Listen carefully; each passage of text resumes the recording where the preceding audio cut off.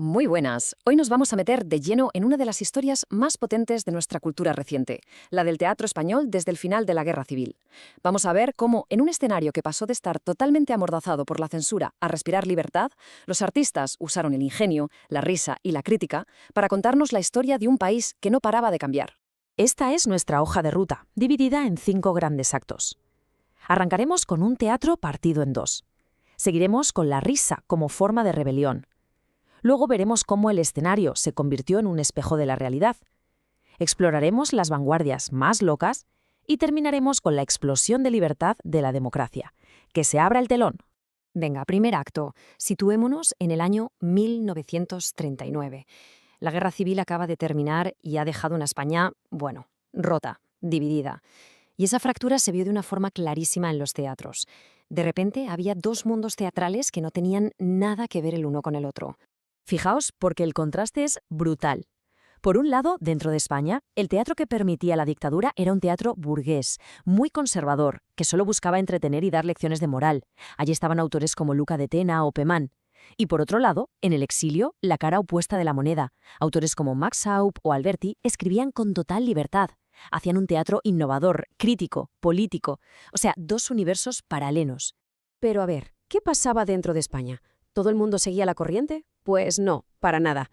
La primera gran rebelión artística que se atrevió a desafiar el sistema no llegó con dramas serios y políticos, sino con algo mucho más inteligente e inesperado: el humor. Es que una imagen vale más que 1000 palabras. A la izquierda, el teatro burgués, todo formal, predecible, un poco encorsetado, ¿verdad?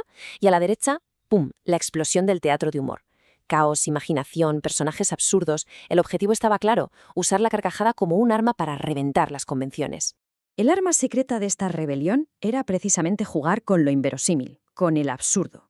Era una forma absolutamente brillante de criticar la rigidez de la sociedad sin que los censores se enteraran de la misa a la mitad. Y al frente de todo esto tenemos a dos genios indiscutibles. El primer nombre que hay que grabarse a fuego es Enrique Jardiel Poncela.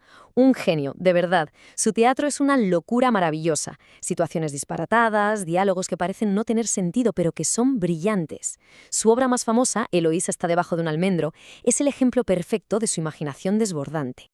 Y el segundo genio, ojo que esta historia es increíble, es Miguel Miura, con su obra maestra Tres sombreros de copa.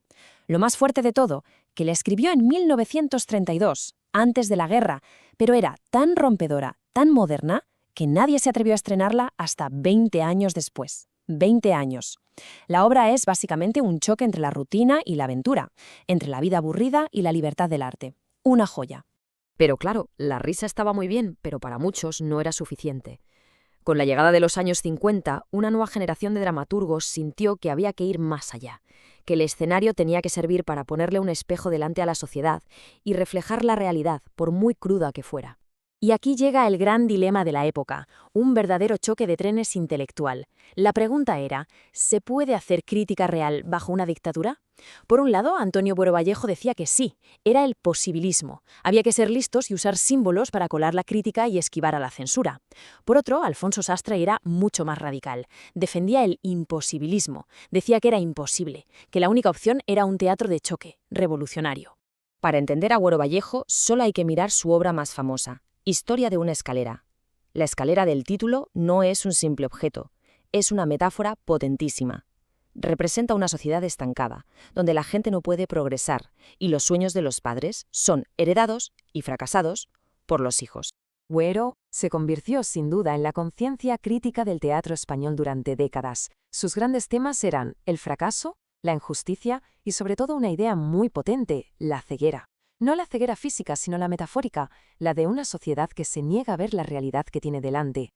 Obras como El Tragaloz o La Fundación son absolutamente imprescindibles para entenderlo. Solo con ver esta imagen se siente, ¿verdad? Esa atmósfera densa, opresiva. Esto era el realismo social.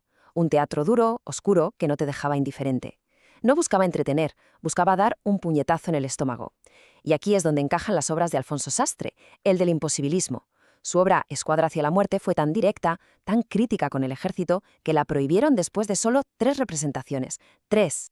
Y como todo en el arte, los movimientos se agotan. Entramos en los 60 y el realismo social empieza a quedarse corto para algunos. Surge una nueva ola de artistas que lo que quieren es romper la baraja, tirarlo todo por los aires. Dejan atrás el realismo para buscar formas mucho más visuales, más experimentales y sobre todo más provocadoras. Y aquí aparece un concepto que es una pasada, el teatro pánico. Lo creó Fernando Arrabal desde su exilio en París. El nombre viene de Pan, el dios griego que representaba el todo. Y esa era la idea, un teatro total que mezclara de todo, sin miedo, terror, humor, erotismo, una bomba diseñada para golpear al espectador, para provocarlo y escandalizarlo. Y el resultado en escena era algo así, una locura visual, imágenes surrealistas, a veces grotescas. Autores como el propio Arrabal o Francisco Nieva usaban esta estética tan potente para atacar los tabús de la sociedad de una forma mucho más visceral y directa que con las palabras. Y esto nos lleva a un fenómeno importantísimo, el teatro independiente. La revolución ya no venía de autores individuales, sino de colectivos, de grupos que creaban al margen de los teatros comerciales. Lo increíble es que lo hacían todo juntos. Grupos como el Joglars o más tarde la Fura dels Baus lo cambiaron todo. De repente el teatro era también circo, era danza, era una fiesta en la calle. El objetivo ya no era solo contar una historia, era crear un espectáculo total. Y con esto llegamos al quinto y último acto, año 1975, una fecha que lo cambia todo. Muere Franco, se acaba la dictadura y para el teatro español se levanta el telón de un escenario completamente nuevo. El cambio fue literalmente de la noche al día. La censura desaparece y de repente se puede hablar de todo. Y ojo, algo muy importante. Por primera vez en 40 años, el Estado empieza a apoyar la cultura, creando instituciones como el Centro Dramático Nacional para proteger e impulsar el teatro en libertad. Pero, ¿sabéis qué? La libertad trajo un problema inesperado, una especie de paradoja. El teatro entró en crisis de identidad. Si durante décadas su motor había sido luchar contra la dictadura, ahora que ya no estaba, ¿de qué había que hablar? ¿Cuál era su función? Y encima aparecieron nuevos competidores con mucha fuerza, el cine y sobre todo la televisión. Y así se va dibujando el panorama teatral que tenemos hoy. Nacen un montón de salas, alternativas, más pequeñas, más arriesgadas. Por temas económicos, muchas veces se apuesta por un teatro de texto, con pocos personajes. Y los temas cambian. El foco pasa de la gran lucha política a los dramas más íntimos del individuo. La soledad, la incomunicación, la marginación. Obras como Ay Carmela o La estanquera de Vallecas son el ejemplo perfecto de este nuevo espíritu. En fin, hemos hecho un viaje alucinante, de un teatro amordazado a un teatro libre. Bajo la dictadura, el gran reto fue sobrevivir. Hoy, en un mundo lleno de pantallas y estímulos, su gran reto es ser relevante. Y esa es la gran pregunta que sigue en el aire. ¿Qué historias necesita nuestro tiempo que solo el teatro, con su magia del aquí y el ahora, nos puede contar?